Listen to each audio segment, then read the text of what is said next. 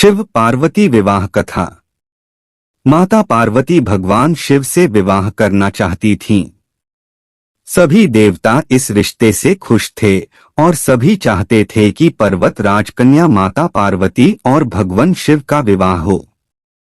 माता पार्वती की ओर से कुछ लोग भगवान शिव के पास पार्वती जी का रिश्ता लेके गए। शिव जो कि एक तपस्वी साधु हैं, वे किसी रिश्ते नाते में नहीं बांधना चाहते थे। रिश्ते की खबर सुनकर वे क्रोधित हो उठे और उन्होंने अपनी तीसरी आंख खोली। उसके प्रकोप से रिश्ता लेके आए लोग भस्म हो गए। भगवान शिव द्वारा रिश्ता ठुकराने की खबर सुनकर माता पार्वती को बहुत दुरख हुआ, परंतु वे तो ठान चुकी थीं कि वे शादी करेंगी तो बस महादेव से ही। इसी दृढ़ निश्चय के साथ माता पार्वती ने शिव जी को पाने के लिए तपस्या शुरू कर दी। उनकी तपस्या से सभी जगह हाहाकार मच गया। बड़े बड़े पर्वत भी डगमगाने लगे। इन सभी बातों का जब भगवान शिव को स्मरण हुआ तब उन्होंने अपना ध्यान तोड़ा और अपनी आंखें खोली। जब वे माता पार्वती के समक्ष उपस्थित हुए तब शिव जी ने उन्हें समझाया कि एक तपस्वी के साथ जीवन व्यापन करना माता पार्वती के लिए आसान नहीं होगा। लेकिन माता पार्वती ने तो जैसे जिद ही पकड़ ली थी कि वे शादी करेंगी तो बस महादेव से।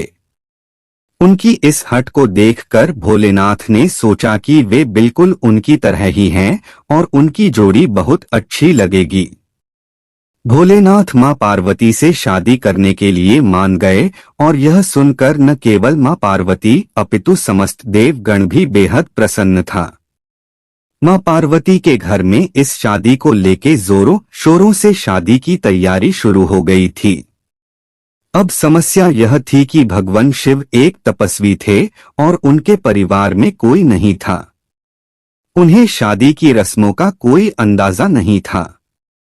मान्यता यह थी कि वधू का हाथ मांगने शादी के दिन वर को अपने परिवार के साथ ही आना पड़ता है, लेकिन भगवान शिव के परिवार में तो कोई नहीं था। ऐसे में महादेव ने डाकिनिया, भूत प्रेत और चुड़ैलों को अपनी बारात में शामिल होने को कहा। भगवान शिव तो इस बात से भी अनजान थे कि शादी के लिए तैयार कैसे होते हैं। डाकिनियों ने भगवान शिव के शरीर पे भस्म लगा दिया और हड्डियों की माला पहना दी, जो कि उनके घरों की परंपरा होती होगी।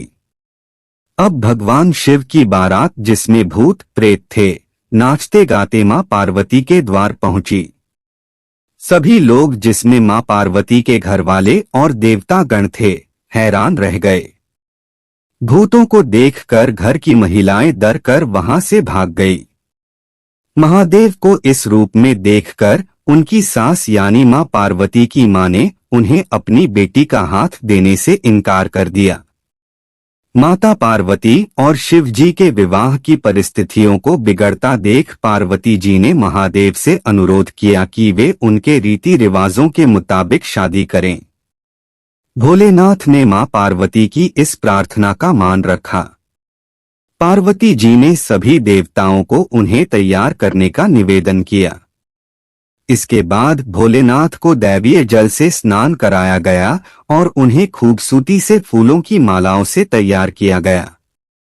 जब भोलेनाथ पूरी तरह से तैयार होकर सभी के समक्ष आए तब सभी उनकी सुंदरता के गुणगान करते न थक रहे थे। जब उन्हें माता पार्वती की मां ने देखा तो उन्हें अपनी बेटी की शादी शिव जी से कराने में कोई आपत्ति नहीं हुई। ब्रह्मा जी की उपस्थिति में विवाह का शुभारंभ हुआ और दोनों ने एक दूसरे को वरमाला पहनाई। ऐसे माता पार्वती और शिव जी का विवाह संपन्न हुआ, जिसे हम लोग शिवरात्रि के रूप में मनाते हैं और शिव जी की पूजा करते हैं।